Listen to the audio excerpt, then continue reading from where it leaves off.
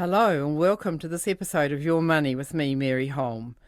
Thanks for taking just a few minutes to listen in while Jessie Mulligan and I talk through some useful ideas about how to make your money work better for you.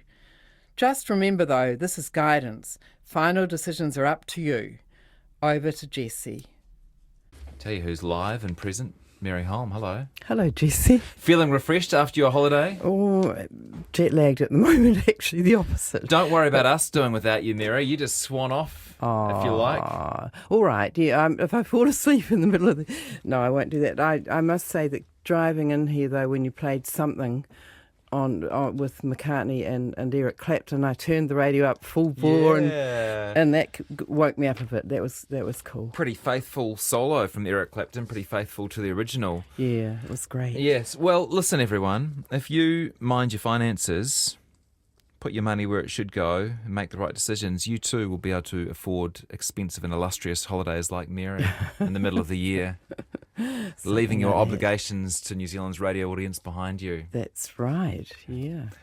Ethical investing today. Yes, yeah.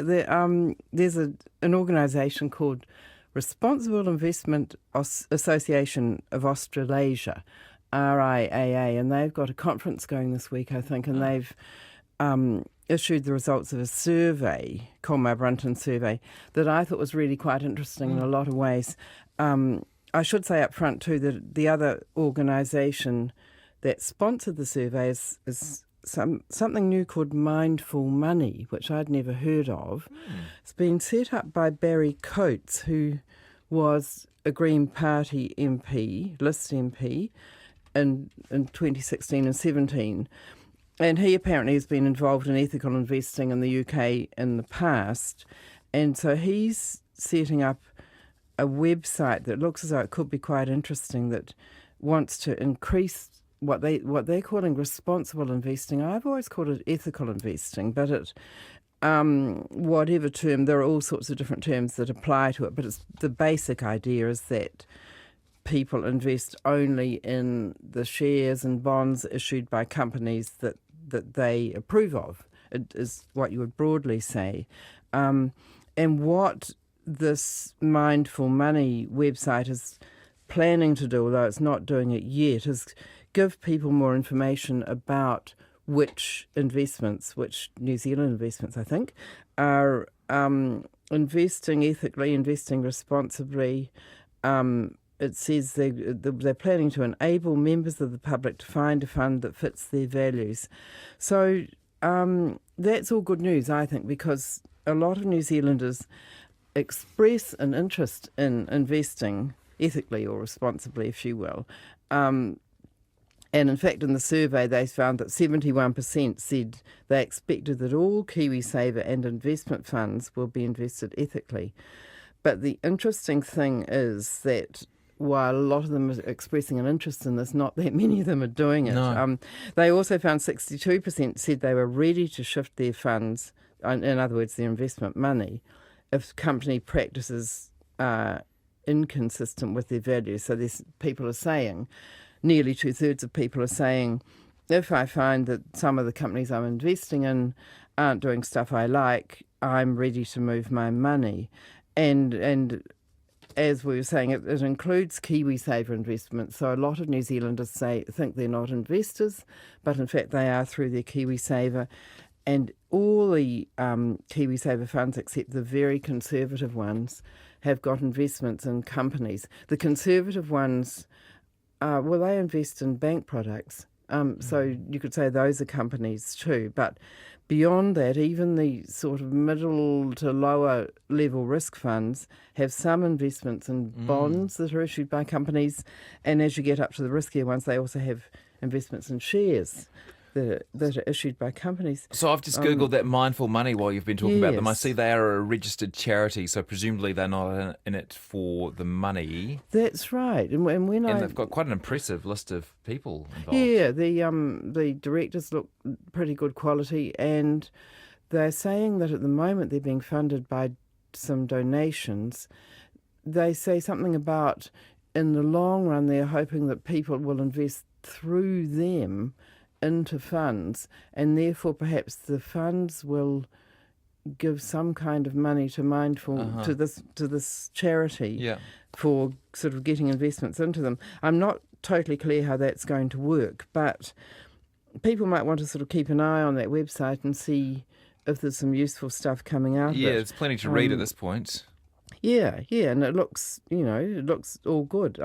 They are pointing out, they and the association, the RIAA, are pointing out that in 2016 there were quite a few concerns in the media over KiwiSaver funds investing in tobacco and weapons like landmines and cluster bombs and nuclear weapons. Before then, since KiwiSaver started, the KiwiSaver legislation in 2007 said that KiwiSaver providers had to tell people whether or not they were using kind of ethical issues in their investing. But people didn't take much notice of it. I wrote about it a bit, and I talked to a few providers, and quite a few of them had set up one specific ethical fund which avoided tobacco, alcohol, gambling, that sort of thing. And hardly anyone was in them. The numbers were very small.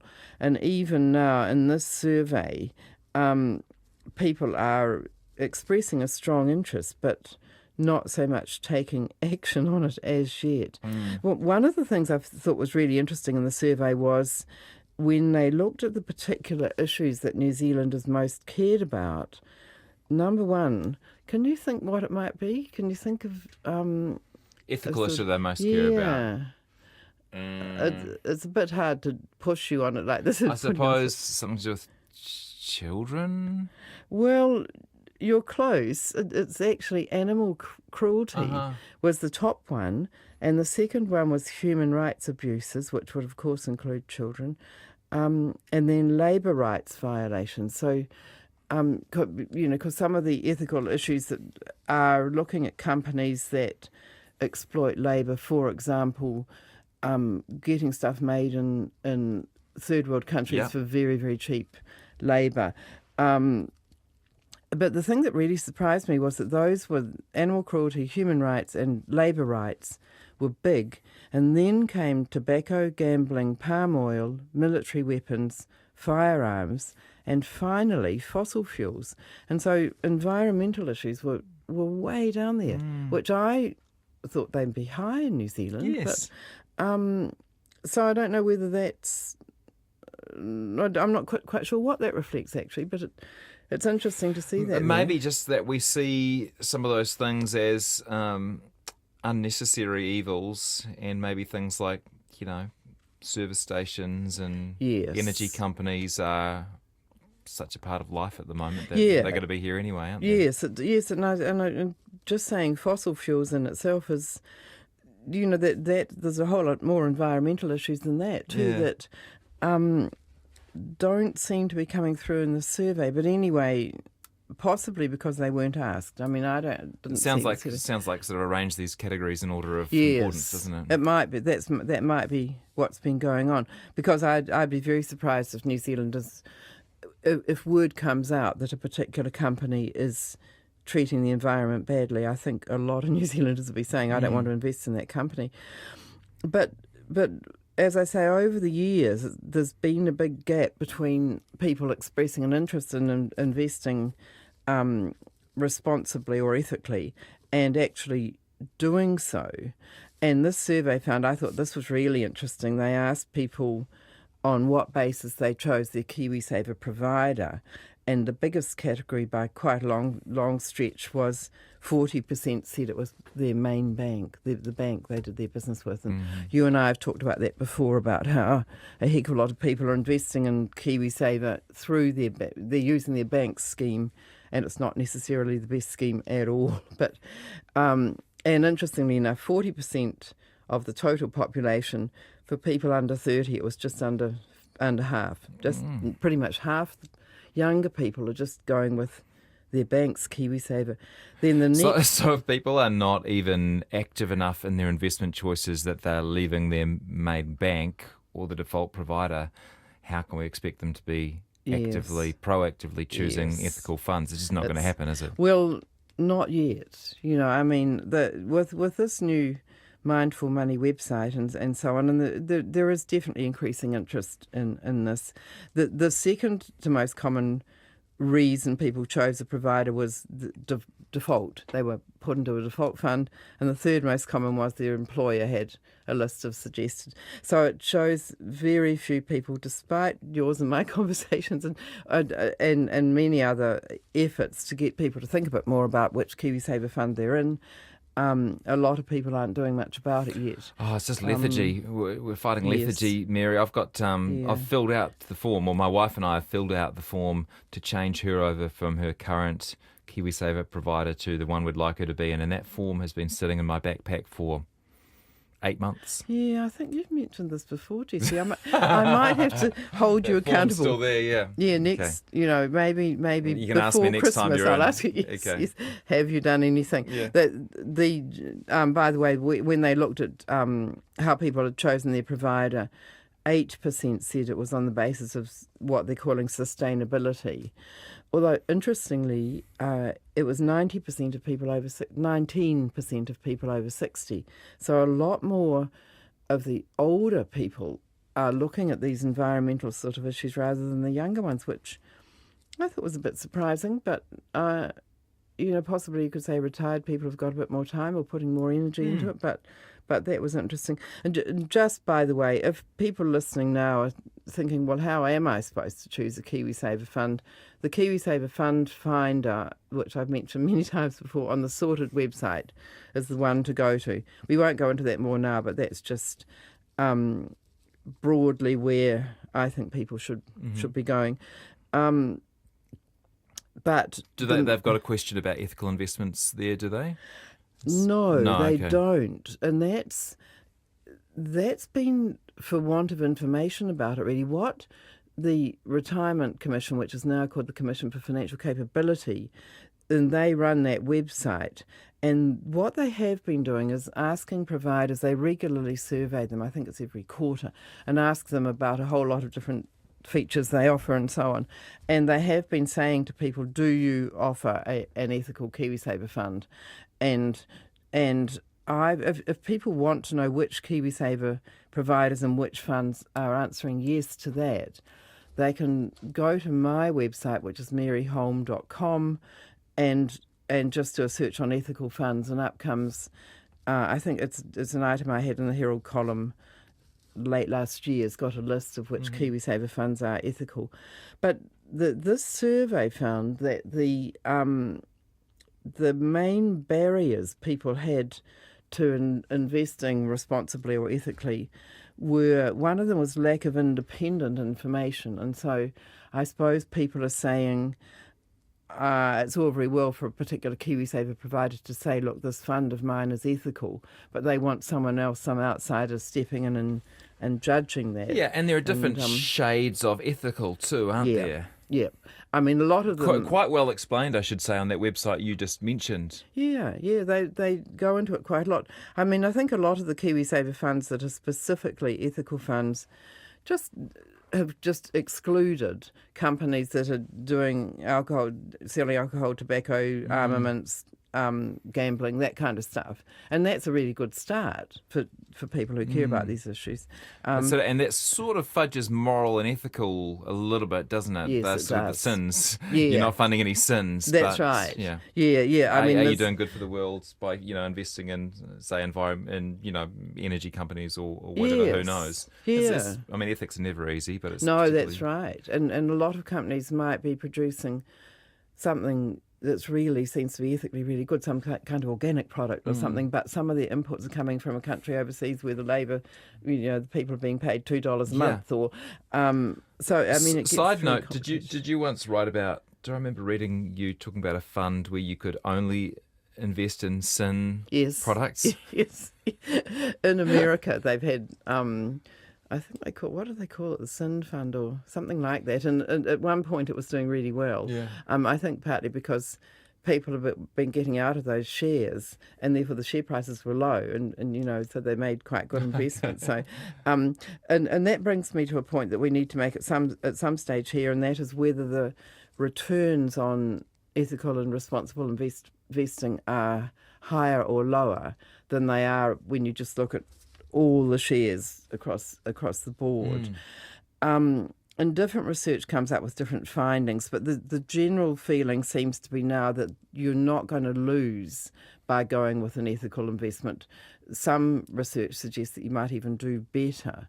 Your returns might even be better. That's good, eh? But they might not. But put it this way, that probably shouldn't feature in your decision making.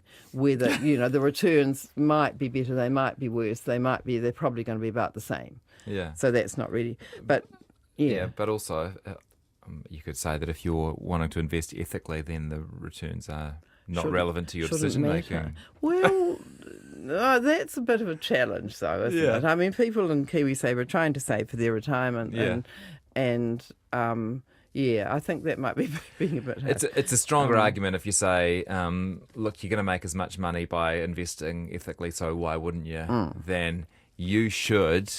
Yes, sacrifice some of your returns. So okay. Yes, that's a bit of a big ask for people, really. I wonder if fees might be higher on ethical funds because they're having to do more research and weeding out and active sort of avoiding of things. There probably is a little bit of that going on, I think, because the research. I mean, if you're going to be doing it really well, if you're a fund manager who's going to be doing it really well, you're going to have to be looking into the labour inputs and all visiting of that. Factories in Bangladesh and things, Yes, and so it goes on. So the fees could be a bit higher. I haven't actually seen research that particularly shows that, but I think you'll probably find they are a little bit higher. And by the way, another interesting finding in the survey was that the main barrier to people investing ethically was lack of independent information, but the second most common was not enough time. Haven't got enough time to do it. And I always think that's a very interesting, we all say it all the time in our daily life, haven't got enough time to do that, haven't got enough time to do this. I try to stop myself and say I haven't made the time to do it because really, I mean, people have just got to set priorities. And I would say but people probably don't know how to go about doing research on what are the environmentally good funds, etc. And hopefully this new website will help with that. But a lot of the people, about 3/4 of the people in the survey said they were more likely to invest in a responsible or ethical fund if it was certified by an independent body as being that way. And the association, the Responsible Investment Association, RIAA, has got a certification program. And if you look at their website, so RIAA it is, they are certifying some funds as being ethically okay. New Zealand and Australian funds, you can say you want to look at New Zealand funds only. You can say you want to look at KiwiSaver funds only. And they've got a list of KiwiSaver funds that they've certified as being good guys. And that's pretty new, is it? Yes, I think they've been doing the certification for maybe a few years, but it's getting the increasing awareness is making fund managers more interested in going and getting certified. And you can, when you go on that website also, you can say I'm particularly interested in energy, or I'm particularly interested in clean water, or I'm particularly interested in social impact, or there's a list of particular issues that might matter to you. So that's a website that's worth looking at too. Looks like largely Australian-based. There's one New Zealand representative, and he is Matthew Mims of the Investment Store. Don't know if he means anything to anyone, but well, he probably does to Matthew, but and his mum, Mrs. Mum Mims. Yeah, but they do cover New Zealand investments, including several KiwiSaver funds are listed on there. If we've got time, we've got a few more. Yeah, we got up to 10 these days. Oh, good. Because one of the interesting issues that came up in the survey was whether people wanted to avoid the so-called, what I'm calling the bad companies, or engage with them. And a lot of people said they wanted to avoid the bad companies, or in some cases, some funds will say we, in a particular sector, we will only invest in the companies that do well in that particular industry. Trying to think of examples, because probably all the tobacco companies are kind of baddies, but on, let's say... Energy? Yes, energy is a good clean example, energy, yeah. actually, yes, where some companies that are producing energy are doing it better than others. And so some of the fund managers will say, well, look, we're just going to go with the good or the better examples in each industry.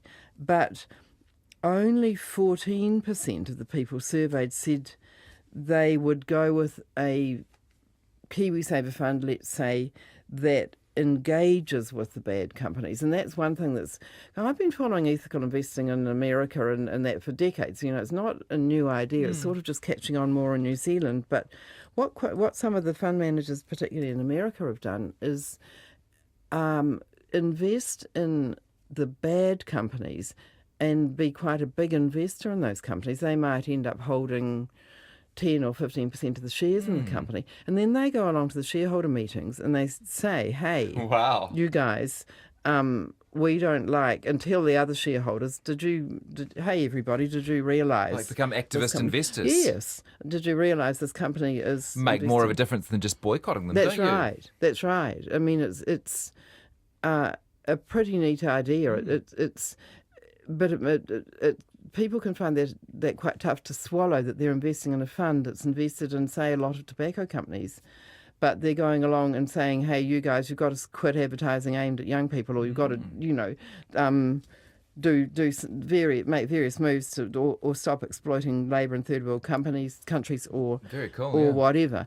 But only 14% of the people answering the survey at this stage in New Zealand are saying they kind of go along with that. It's pretty complicated, though, isn't it? It is, Yeah. and I suspect... We don't all have the benefit of a Mary Holm to explain it to them Yes. patiently.